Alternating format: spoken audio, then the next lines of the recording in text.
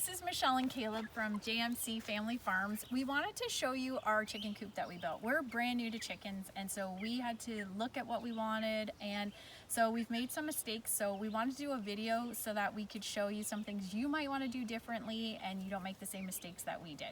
So this is our new coop, and as you can see from the outside, we have windows on both sides of the coop that give lots of ventilation. On the outside, what we did was we put nesting boxes on the outside, and I'll show you in a second. One thing though that was a mistake that we did is up along the top, Caleb, point up there, we should have brought this out further so that when it rains, the water isn't dripping down, and just point down here, bud.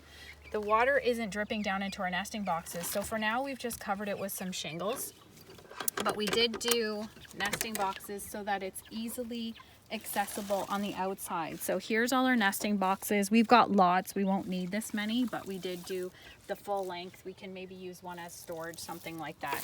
We do have a secure clip on here in case for predators, no one's going to get in there.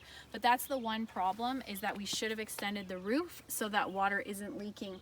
The one thing we did put on the outside is we use these solar lights, and I'm not sure durability wise how they're going to hold up in the winter time, but they're great at night because if we have to come out to check the chickens, then we've got light. The other thing we did is on the back, because we ran electricity out here, we did have a motion sensor, or we have a motion sensor out here for light.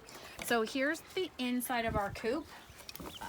What we did in here was we ran electricity. We put a plug on the roof. You can see it up there, and that's because when the chickens were smaller, we needed a heat lamp. So we did have a heat lamp in here before.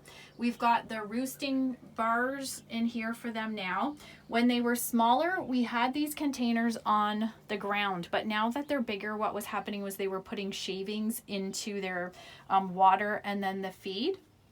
So what we did was and just one thing, when your chickens are just born, one tip would be to use egg crates, just so then they're not just so it's not as hard for them to lean into and eat. So that's what Caleb's talking about. For the feeder, we did use the egg crates, and then they were really simple.